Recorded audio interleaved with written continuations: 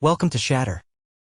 Support the channel by liking, commenting, and subscribing. I promise even more interesting stories. It was a Thursday night, the kind of night where the air outside was sharp and cold, and the warmth of home should have felt like a refuge. Instead, it felt like a room slowly losing oxygen. We'd just finished dinner in silence. No arguments, no raised voices, just the kind of quiet that makes you notice every sound. The scrape of a fork, the faint hum of the fridge. I cleared the table while Emily scrolled on her phone, her face lit by the screen instead of the lamp between us. By the time we got to bed, the distance between us felt physical. She slid under the covers without looking at me, turned her back, and whispered words so soft they could have been mistaken for nothing. But I heard them, every syllable.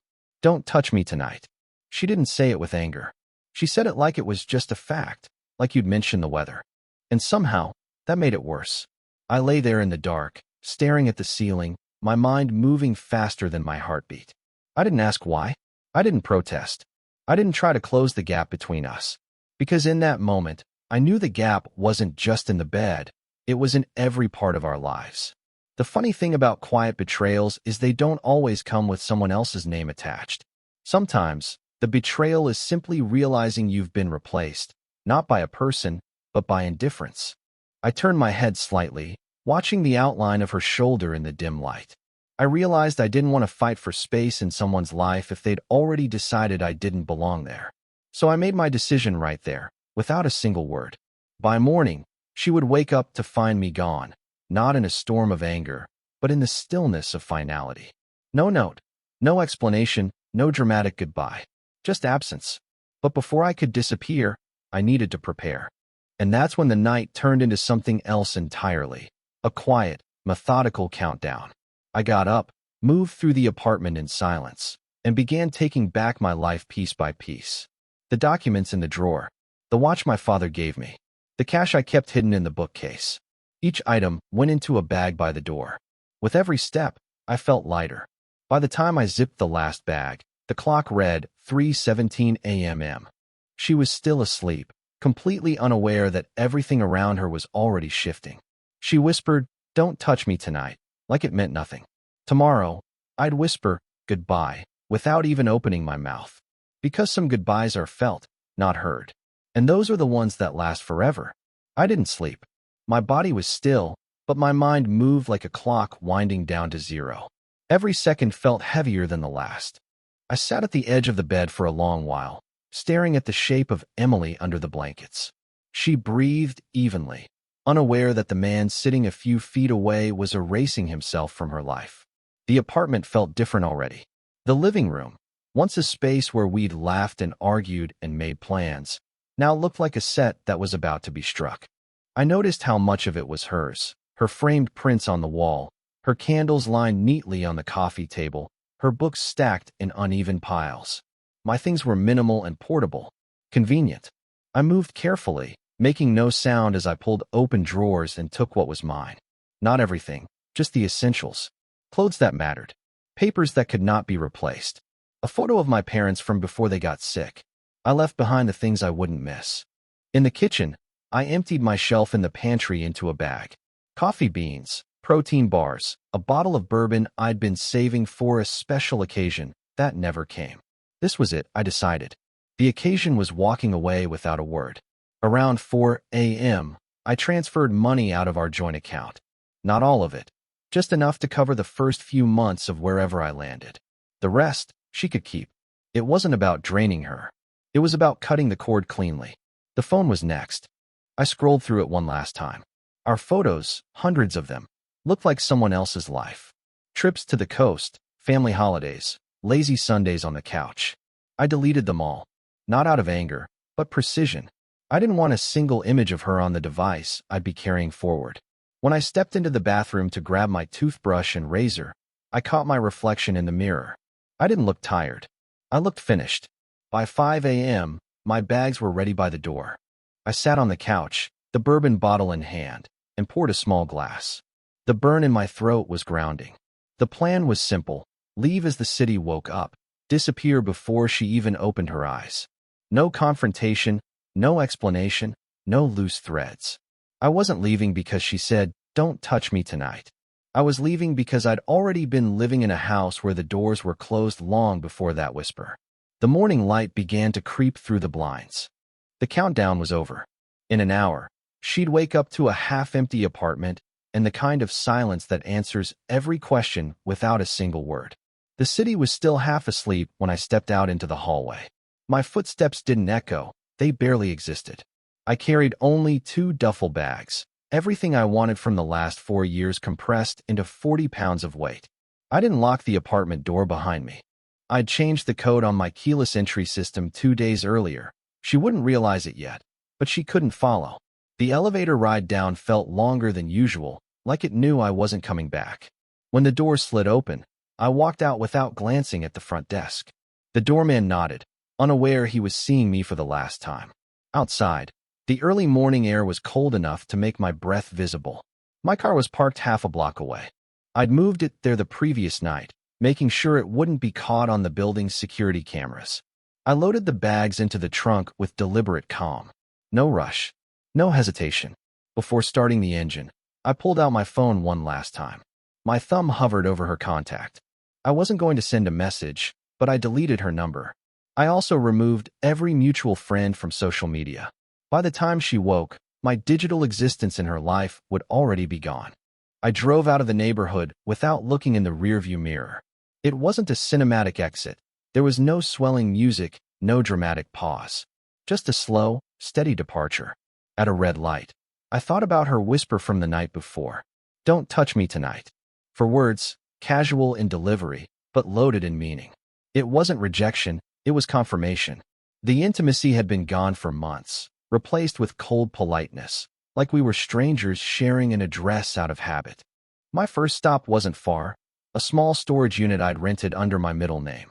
I unloaded one bag there, the one with items I wouldn't need immediately. The other bag stayed with me. Next, I went to the bank. I closed the small savings account I'd kept separately and withdrew it in cash. The teller smiled, wished me a good day, completely unaware that I'd just turned a corner in my life. By the time the sun was fully up, I was on the interstate heading north. I didn't have a fixed destination, just a plan to keep moving for a while, to breathe without someone measuring my every step. Somewhere behind me, she'd be waking up now, walking into the living room, noticing the gaps where my things had been.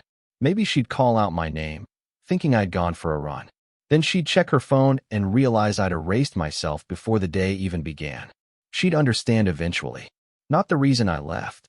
That was mine to keep, but the finality of it. I hadn't left her space. I'd left her world.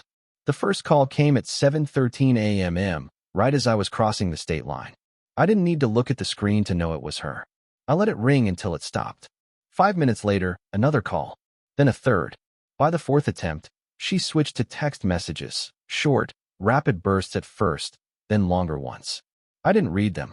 I didn't want her words in my head, trying to reshape the reality I'd already chosen. At 7:45, she tried calling from a different number. I silenced it without a second thought. It wasn't going to be a conversation. It wasn't going to be anything. I stopped for gas at a nearly empty station just off the highway. The air smelled faintly of diesel and wet pavement. While the pump clicked away, I scrolled through my phone, not to check her messages, but to clear the last traces of her. Shared photo albums? Deleted. Cloud backups with her in them? Gone. It was methodical, almost mechanical.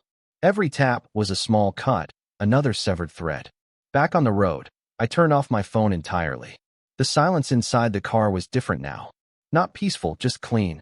No vibrations, no notifications trying to pull me back. Somewhere between mile marker 118 and 145, my thoughts drifted to the beginning. The dinners that used to stretch into midnight conversations, the road trips with no destination, the way she once looked at me like I was the safest place in the world. That version of us had died long before last night's whisper. At 9:02, curiosity got the better of me. I turned the phone on, just for a moment. 27 missed calls. 14 texts. The most recent one read, "What are you doing? This isn't funny." It made me smile, not because it was amusing, but because it was proof she still thought she had influence, that she could pull me back with a few words. She didn't realize she was talking to a version of me that no longer existed. I powered the phone off again and drove for another hour before stopping at a small diner on the edge of a forgotten town. The waitress poured coffee without asking. I sat by the window, watching trucks roll past, wondering if anyone here ever left without looking back. When I finished my meal, I paid in cash and left without lingering. I was already too far ahead for her to catch me physically, but I knew she'd keep trying. She'd go from confusion to anger to bargaining. And when bargaining failed, she'd finally hit the silence I'd built around myself. A silence I wasn't planning to break. Because this wasn't just leaving. This was disappearing in a way she couldn't undo.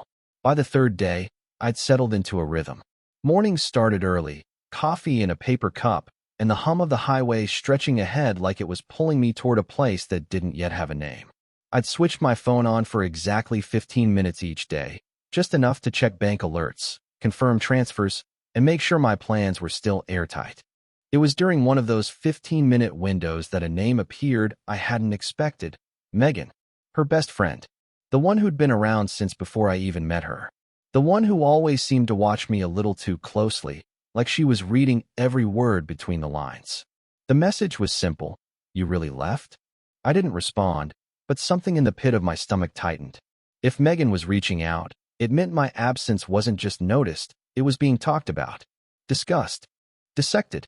10 minutes later, another text. I don't blame you. She's been different for a long time. That one I stared at longer. It was bait, whether she meant it to be or not. And I wasn't in the business of biting. But it was confirmation. Whatever story my wife was spinning, it wasn't airtight. Cracks were forming, and people close to her were starting to see what I'd seen for months. By noon, Megan called. I let it ring, but the voicemail she left, that was different. Her voice was low, almost conspiratorial. She said she wanted to tell me something she thought I needed to know. I didn't delete it right away. Not because I wanted to hear it, but because information is leverage, and leverage has a way of becoming useful at the right time. That night, in a motel off Route 29, I listened. Megan didn't waste time. She said my wife had been telling people I'd abandoned her, without warning, that she was the victim. But Megan knew better. She hinted at things, late-night disappearances, messages on a phone my wife kept hidden, money going places it shouldn't. It wasn't a shock. I'd suspected all of it. What mattered wasn't the confirmation. It was the fact that someone from her inner circle was already switching sides. I didn't call Megan back. I didn't need allies, not yet. I needed silence, distance, and the kind of control that comes from being the one who speaks last. As I lay in the dark, I realized something. She might have been the one to whisper, "Don't touch me," that night, but I was the one writing the final sentence of this story. And when I finally spoke, it wouldn't be to her. It would be to everyone she was still trying to convince. And it would be the only version that mattered. On the fifth morning, I woke before sunrise. The motel room smelled faintly of dust and bleach, but it was quiet, and quiet was all I needed. I powered on my laptop and began the next step of the plan, the part that would make her realize this wasn't some temporary disappearance. One by one, I logged into every joint account we had. Savings first. I transferred my portion to a private account she didn't know existed. Checking came next. Half the balance moved instantly, the other half locked down with a password change she couldn't guess. The credit cards were easier. I removed her as an authorized user from mine. For the joint card, I paid the remaining balance, then closed it completely. I knew she'd find out within hours, probably while trying to buy something. That moment, when the cashier told her the card was declined, would be the first time she'd feel the ground shift beneath her. By 9:15, I'd canceled the insurance policy with both our names on it. The car in my name? I filed the title transfer to remove hers entirely. The one in hers. I took my name off the registration, which meant I no longer carried the insurance or liability. Every step was deliberate, every keystroke clean. I wasn't taking anything that wasn't mine. I was just making sure she couldn't use what was ours to keep her life comfortable. Not anymore. When it was done, I logged into our shared cloud storage. Photos, videos, shared documents, gone in minutes. Not because I wanted to erase the past, but because I refused to let her use it as currency later. By noon, I was in a different city. I walked into the bank branch I'd chosen weeks earlier and opened a safe deposit box. Inside, I placed the originals of every important document: birth certificate, passport, property deeds. The copies I left behind were worthless for anything official. The last task was the phone plan. I went into a carrier store, switched my number to a new account, and removed hers entirely. By the time she noticed, she'd be holding a phone that was nothing more than a paperweight. Driving out of the city, I caught my reflection in the rearview mirror. I didn't look like someone running. I looked like someone executing a plan that had been in motion far longer than she could guess. Somewhere, she was probably screaming into a disconnected line or staring at a declined card, trying to make sense of the silence. She'd assume it was rage, maybe spite. She'd never understand it was precision. 2 days later, I went back. Not to stay, just to finish what I'd started. It was early afternoon when I parked a block away from the house. The neighborhood was quiet, the kind of stillness where even the air feels like it's holding its breath. I walked up the side street, hood pulled low, and unlocked the back door with the spare key she didn't know I'd kept. Inside, everything looked the same, but it felt different. The air was stale, as if the walls themselves knew something had shifted. I moved through each room with a quiet efficiency, taking only what was mine. Tools from the garage, my grandfather's watch from the bedroom drawer, the worn leather jacket she'd always hated. I didn't touch her things. Not because I cared, but because leaving them was its own kind of message. She'd walk in later and find everything exactly where she'd left it, except me. The living room was last. I stood there for a moment, taking in the couch where we'd spent our first winter, the bookshelf we'd built together, the framed photo from a trip I now knew was just a performance. Then I went to the wall and pulled it all down, every picture of us. The frames went into a box. The photos? I slid them into a manila envelope, sealed it, and left it on the kitchen counter. No note. Just a silent return of memories she could no longer weaponize. Before I left, I changed the locks. The new keys were in my pocket, the old ones tossed into a storm drain on the way back to the car. She'd know instantly what that meant. Outside, I took one last look at the house. It didn't feel like mine anymore. It didn't feel like hers either. It was just a building now, stripped of whatever meaning it once held. I drove away without checking the mirrors. There was no need. I wouldn't be back. That night, in another motel off another nameless highway, I imagined her walking up to the front door, keys in hand, and finding they didn't work. The phone call she'd try to make would go nowhere. The realization would come in waves, the accounts, the photos, the locks. She'd think I was trying to erase her. She wouldn't understand I'd already done it. Not from the house. Not from the bank. From my life. The morning after I changed the locks, her absence from my phone wasn't an accident. It was a calculated hole in her reality. I knew she'd try every channel to reach me. Texts, calls, emails, even mutual friends. All of it would hit the same wall. By mid-afternoon, I started hearing from people we both knew. One coworker messaged me asking if I was okay. Another said she'd shown up at their place in tears, saying she didn't know where I was. I didn't answer either message. Let her fill in the blanks. The less I said, the louder the silence became. I had already removed myself from every shared group chat, unfollowed her on every platform, and scrubbed my profile down to a clean slate. No photos, no status updates, no traces of where I'd gone.